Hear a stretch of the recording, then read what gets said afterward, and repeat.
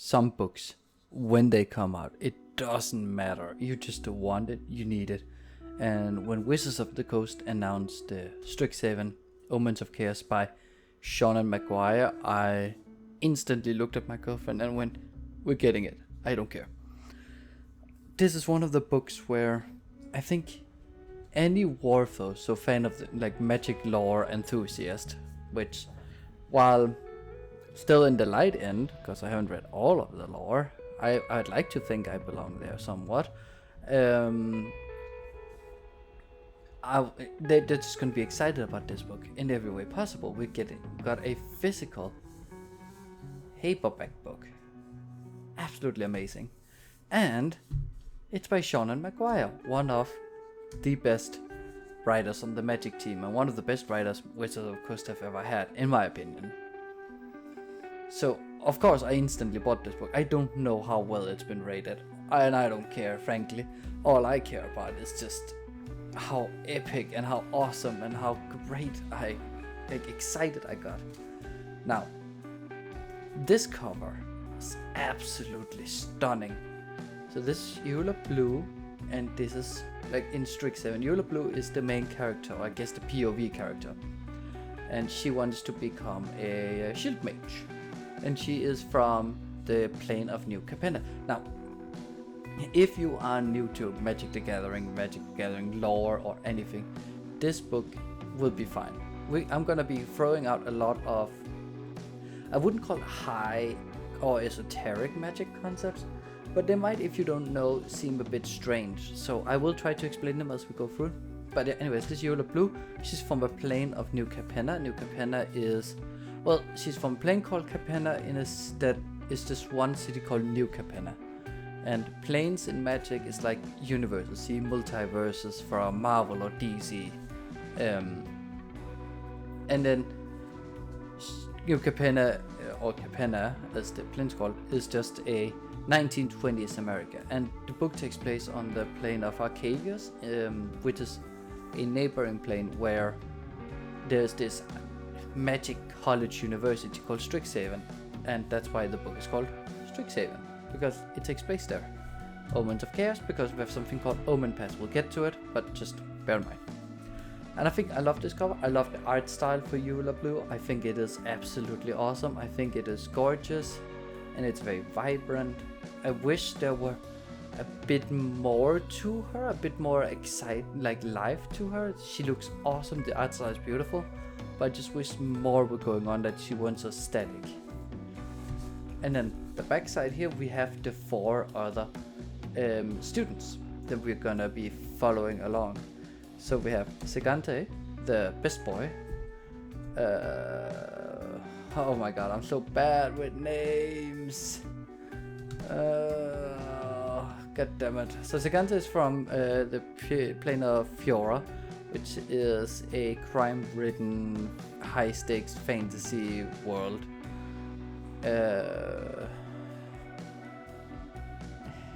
Adriana, there we go, I got it. I got her name. She is from... Oh my god, I'm so bad with this. Anyways, they're all from different planes. And that's kind of the idea of it, is 4 different planes meeting on the 5th. Well, 5 different planes meeting on the 5th. So, very quickly. Black, white, blue, green. What am I missing? Red. I think this is supposed to be red mana, and this is supposed to be white mana, because white is typically protection. But you get it. One for each color, basically. Now, my only negative thing is this is the dust cover. The book itself is just blue with some gold text. It is very much a nothing burger to look at. And it's a bit of a shame. At least on the front they should have written like Strixhaven's Omen of Chaos, and then put in, I don't know, the owl symbol or whatever, like an owl. An owl would have been great. Now, this book is written by Sean Maguire. Sean Maguire is very openly a ally of the LGBTQA+ community. She's also a big proponent of including like people with mental disorders and physical disorders for that matter. Like she's very much a big fan of just added it in without needing to explain why they're there. And I think that's great. And one of the ways we have that is this book deals a lot with PTSD because it takes place after something called the Phyrexian invasion. We will not go through that. That is a big story arc in Magic the Gathering lore. But Adriana has anxiety and needs a drake as a service animal. We have Segante, who's technically born a woman but is transsexual, so he is best boy. And we have the Minotaur, I don't remember her name, but her dad is Angrath and she has a lot of PTSD going on from it. And we have Eula herself, who is also clearly marked, as most people would be after entire like multiverse being invaded at once and almost falling. Now, the book itself is relatively short. It is a YA book when you get it, or at least when you got the pre-order version. I don't know if it's okay. You got a exclusive Magic card. In this case, a command tower, and I think it is absolutely beautiful. Will I ever use it? No, I'll probably put it in an inner sleeve and keep it in the book, because I think it fits. But I don't know yet. So since I don't know, we keep it there. Now, the book, as I said, is a YA, fairly easy to read, fairly straightforward. It follows a lot of known characters. Well, we meet a lot of known characters and we meet a lot of unknown characters. Our 5 main characters are, of course, new for the book, but we get to meet people we already met, like Liliana Vess and what is her name? The bad person, the villain of the story. I don't remember her name. It's a case of, maybe people, Kasmina, maybe people would say, oh, it's a twist villain. I don't think it was meant to be, because once you read the prologue, you're like, yeah, Kasmina is the evil person. Now, the idea of the book is Strixhaven is a university on Arcavius and has for a long time only been for Arcavian people. But given these Omen paths, which are portals between worlds, have opened up so people can now travel between different universes, they started a pilot program to try and integrate new students from outside. And so Kasmina, who is from another world, she used to be a planeswalker. Before Omen paths, only planeswalkers could walk. So, yeah, back to it. They opened up this. Kasmina, very much, we need new students, we need more students. The plane has been wrecked. There's not enough people on the plane to sustain the college. So let's try and get people from outside. And she picked these 5 specifically because they have the potential to become planeswalkers. Which is a huge deal because planeswalkers can walk between the planes without needing the Omen paths. They're also, in on itself, some of the most powerful mages possible, but not necessarily the most powerful. Now, due to this Phyrexian invasion that happened in earlier, Kasmina and Liliana Vess and a whole lot of other planeswalkers, and we get a lot of name drops, like Angrath, we get Teferi, we get, has lost their spike. They de-sparked. And so Kasmina thinks that by using these 5 students and make them planeswalkers, she can then steal their sparks and become a planeswalker. And we know this is possible because of an earlier story arc called about the Pharaoh God King called Bolas, who, this is coming such a long tangent, but bear with me, tried to take every spark of every planeswalker to enhance his own spark to become pre-mending. Which basically, the mending was saving the multiverse from imploding on itself. Where before this mending, every planeswalker were basically gods and could create these universes on their own. But then the mending happened where they saved the time streams, also book. Every planeswalker lost their abilities to do that and were hugely nerfed. And Nicol Bolas in the God Pharaoh wanted to do that. But now back to this, Kasmina is now going to use that because she was part of the strike force against Nicol Bolas. She knows the spell exists.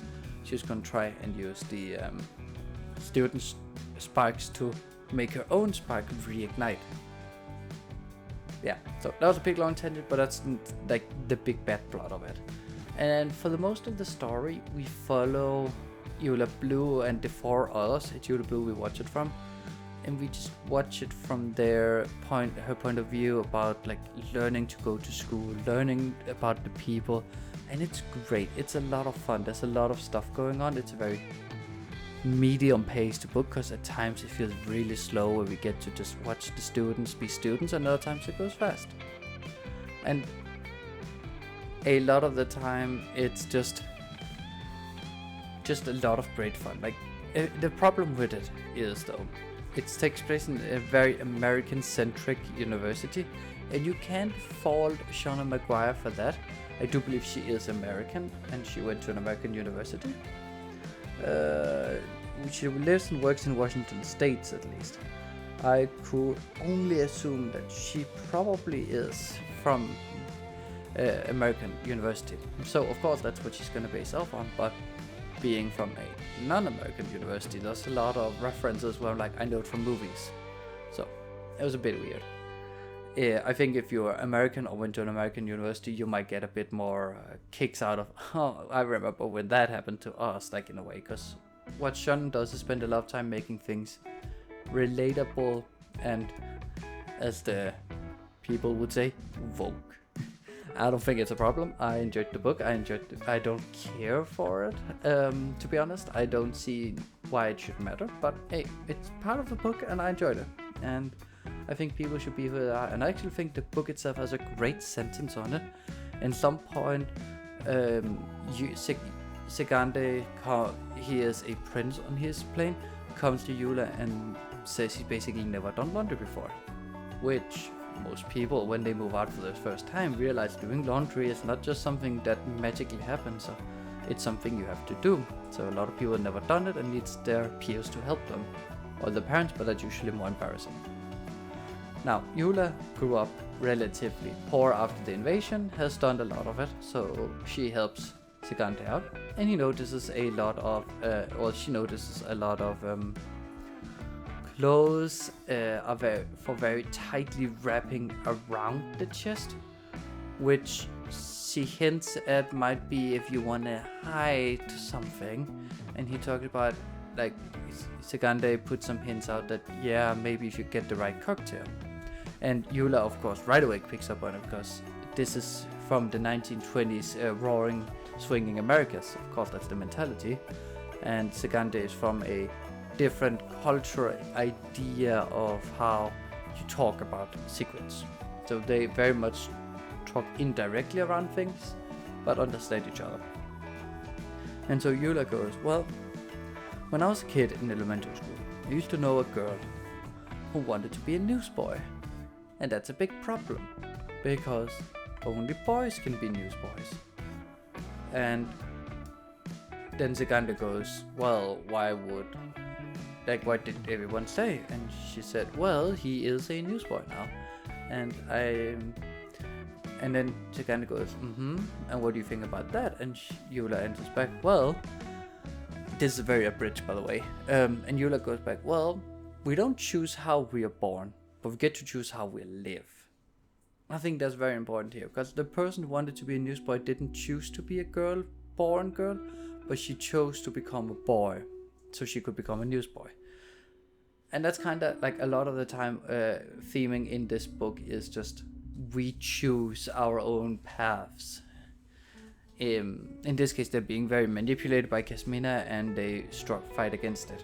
So that's the idea. But yeah, it's a really great book. There's a lot of different concepts. If you're a Magic fan, I would definitely recommend you read it. I think it is great. It explains a lot of concepts greatly. It gives you hints towards different stories. It hints at the Fran, which is where the Phyrexians started. And that's a whole with Ursa and Mishra, and like that's a whole nother, absolutely difficult, but it's a wonderful read. It also hints a lot of what's going on the other planes to kind of give you hints. Like New Capenna has these 5 crime families ruling the world, And so if you want to have more of that, you're going to have to read the new Capenna storyline, which is for free on Wizards' own website. Most stories are, at least post 2016, I think, or something like that. But it does a great job at hinting and explaining like the 5 colors of mana and planeswalkers, multiverse, omen paths, like all of these. Not quite, but yet again a little esoteric things. But yeah, and then of course it is for young adults. So we do have at some point they make fun of like what the name of a gathering of owls. I don't even remember what it's called, but like, oh, this is a fun fact, and that's what kids gonna remember. And then they're gonna be like, did you know that a gathering of owls is called so and so? And you know, it's great. But yeah, overall, I think this is a great book. It definitely in the middle section here dragged on a bit.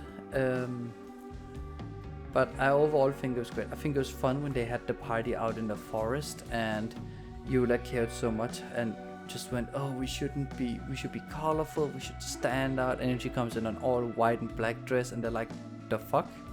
And she has to explain what, Lorehold, which is one of the branches at the college, so that would be like a faculty. Their colors are black and white, so she tries to show it off, and then she has some glittering and stuff to add highlight. And, like, it's really fun. It's really interesting. We get a lot of explanation going. We got a lot of reference to Elder Dragons, which aforementioned Nicol Bolas is part of, but the 2 dragons that are part of Strixhaven is not. And to me, we get a great scene about that, because one of the girls, and I don't remember her name, but let's see if we can just, because I do have good track record just going to a page. Kekwe. I have such good track record at doing this. Kekwe wants to study, Yola wants to be Silver Quill because she wanna use her voices, her argumentative and stuff to control it. Like law stuff, I guess. Where Kiki wants to be Lorehold and study history. And she asks Kasmina. So Arcavius was 2 planes smashed together, and this created Arcavius, and why there's this snarl is where the planes are not quite healed up correctly. And Kasmina goes, yeah, that's correct, you follow along, you know your history, that's good. And then he goes, but that also created the dragons that built Strixhaven. There's actually 5 of them, not in the thing of her. And she goes, yeah, but why don't we call them Elder Dragons? And Kasmina was very confused, because Elder Dragon is a Dominarian concept. That's a whole nother thing. Dominarian is another, that's like, I guess the 616 in Marvel or Universal 1 in DC. Like, it's the main one. But Kasmina's like, well, they are Elder Dragons. And she goes, no, they're not like the Elder Dragons we have. These are more just like ancient dragons, but they're born from the mana of what. So couldn't they just be elementals that chose to be looking like dragons? Which is really interesting way to look at it, and it like explains how we don't quite even as readers quite know yet everything about this world. There's a lot to explain, even though this would be, I think, including like there's original Strixhaven, then there's Omens of Chaos, and now there's the next set, which is Strixhaven something, School of something or something like that. So 3 times Strixhaven, yet we still don't know everything. But we also get like Innistrad, we're told about, which is a great horror world, a very popular horror world, which is where Liliana's from, I do believe. She either's from there or she moved to there at some point. But yeah, so back to my question. Should you read this if you are a Magic the Gathering fan? Yes, I think you should. I think it would be a great fun to read about a world where these esoteric cards and fantasy concepts are the real. And if you are a new, like not a fan of Magic the Gathering, or maybe you are thinking of starting out in the hobby, this is definitely not a bad book. You will probably have a lot of questions, like a lot, but there's a great subreddit for it, but I still think the book does a great job explaining things. I think one of the best things it does, though, is very early on, it just goes, what is the multiverse and how did we get to it? Like, it very quickly talks about the Phyrexian, a powerful society of biomechanical monsters motivated by the belief in their own superiority and a ceaseless need for expansion, breached the walls of the blind eternities and invaded. Blind eternities are the space between the worlds, and invaded planes without number, leaving death and destructions to their wake. They were stopped at great cost, and in the aftermath, the very fabric of the multiverse has been transformed. Like, it just one page explains so much without like going on these huge tangents. So what I'm saying is, yeah, you should read this. I don't care what people think. I think this is a good book. I think it's interesting. I think it's fun. And yeah, I was so excited, and I really, really want Wizards to do more. So just buy this book just so, you know, Wizards know they should make more.